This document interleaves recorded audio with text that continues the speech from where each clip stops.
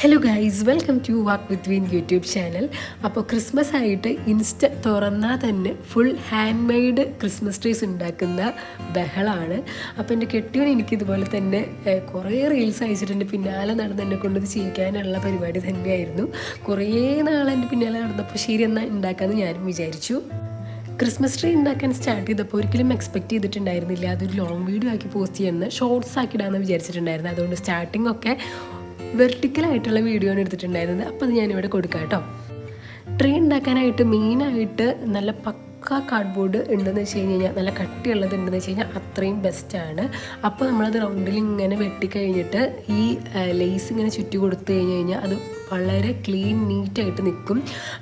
എനിക്കൊരു ഭയങ്കര കട്ടിയുള്ള കാർഡ്ബോർഡ് കഷ്ണമൊന്നുമല്ല കിട്ടിയിട്ടുണ്ടായിരുന്നത്, ഒരു മീഡിയം കട്ടിയൊക്കെ ഇട്ടിട്ടുണ്ടായിരുന്നുള്ളൂ. സേറുകുട്ടി ഉറങ്ങിയതിന് ശേഷമാണ് കേട്ടോ ഈ ഫുൾ കലാപരിപാടികൾ ഞങ്ങൾ സ്റ്റാർട്ട് ചെയ്തിട്ടുണ്ടായിരുന്നത്.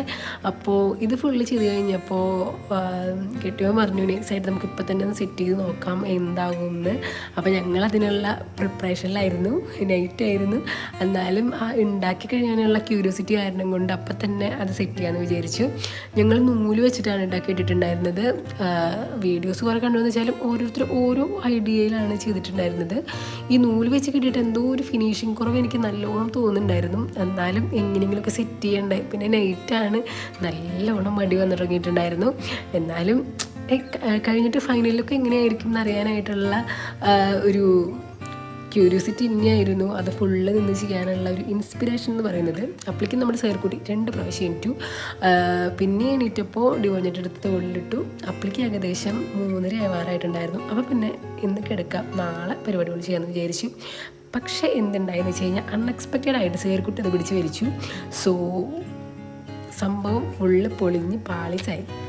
ഞാനിനി ഈ പരിപാടിക്കില്ല, നിങ്ങൾ എന്താ ചെയ്തോട്ടെ എന്ന് വിചാരിച്ച് സേർക്കുട്ടിനെ അപ്പം ഞാൻ ഒഴിവാക്കിയിടാമെന്ന് വിചാരിച്ചതാണ്. പക്ഷെ അവർ 2 പേരും എന്നെ സമ്മതിച്ചില്ല. 2 പേരും എൻ്റെ വണ്ടിയുമ്പോൾ വലിച്ച് കയറ്റി കമ്പി വാങ്ങിച്ച് കിട്ടി നോക്കിയാലോ എന്ന് വിചാരിച്ചിട്ട് പോകുന്ന പോക്കാണ്. ആ വണ്ടിയുമ്പോൾ ഞങ്ങൾ ചീരിപ്പാഞ്ഞു പോകുന്ന വീഡിയോ. അങ്ങനെ ഞങ്ങൾ പോയിട്ട് കമ്പി വാങ്ങിച്ചു കൊണ്ടുവന്നു. കമ്പി വാങ്ങിച്ച് താഴെ നിന്ന് മുകളിലേക്ക് ഫുള്ള് കെട്ടിയതിന് ശേഷം, അതായത് ലാസ്റ്റത്തെ വലിയ ആ റൗണ്ട് വെട്ടിയതിൽ നിന്ന് ഓരോ കമ്പിയും ജസ്റ്റ് ഇങ്ങനെ ഫിറ്റ് ചെയ്തിട്ട് മുകളിലേക്ക് ഒരു കുളത്തിലേക്ക് അത് ഫുള്ള് കണക്ട് ചെയ്തു.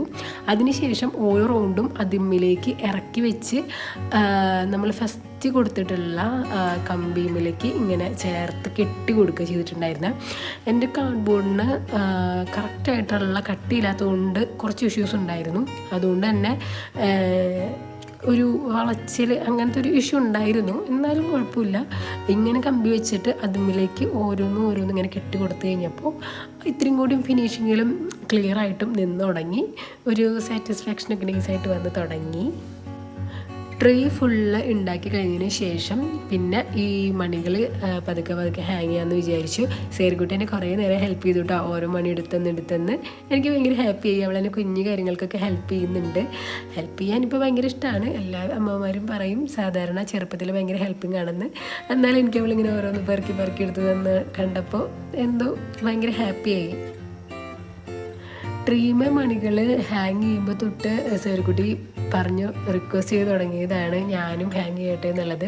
പക്ഷെ നേരത്തെ പിടിച്ചൊരു വലിയിൽ തന്നെ എൻ്റെ കിളി പോയിരിക്കുന്ന കാരണം കൊണ്ട് ഞാൻ തൊടാൻ സമ്മതിച്ചില്ല. പക്ഷേ ലാസ്റ്റ് ആയപ്പോൾ ഒരെണ്ണം എന്നാൽ ഹാങ് ചെയ്തോന്ന് പറഞ്ഞ് സേർക്കുട്ടിക്ക് കൊടുത്തു. ഭയങ്കര ഹാപ്പി ആയിട്ടോ ആൾക്ക്. അങ്ങനെ ഞാനും ഹാപ്പിയായി. ഞങ്ങളുടെ ഫുൾ ഹാങ്ങിങ് സെറ്റ് ചെയ്തു. ഞങ്ങളുടെ ട്രീ കംപ്ലീറ്റ് ആയി. 6 വർഷത്തിന് ശേഷം നാട്ടിൽ ക്രിസ്മസ് ആഘോഷിക്കാൻ പറ്റിയ ഹാപ്പിയാണ് സേർക്കുട്ടിയുടെ അപ്പ. അപ്പോൾ വീടുമ്മ എന്തൊക്കെ അലങ്കാരപ്പണികൾ ചെയ്ത് ക്രിസ്മസ് അടിപൊളിയാക്കാമെന്ന് ആലോചിച്ചു കൊണ്ടിരിക്കുകയാണ്. അപ്പോൾ ഞങ്ങളുടെ ഈ പരിപാടിയൊക്കെ കഴിയുമ്പോഴേക്കും അപ്പ അടുത്ത കുറച്ച് ഐഡിയാസായിട്ട് വന്നു. അതും കൂടി ഞങ്ങൾ വീടുമ്മ സെറ്റ് ചെയ്തതിന് ശേഷം ഒരു അടിപൊളി വീഡിയോ എടുത്ത് ഞങ്ങളുടെ എല്ലാ പരിപാടികളും അവസാനിപ്പിച്ചു. അപ്പോൾ ഈ വീഡിയോ ഇഷ്ടമാവുകയാണെങ്കിൽ ലൈക്ക് ചെയ്യുക, ഷെയർ ചെയ്യുക, സബ്സ്ക്രൈബ് ചെയ്യുക. Merry Christmas.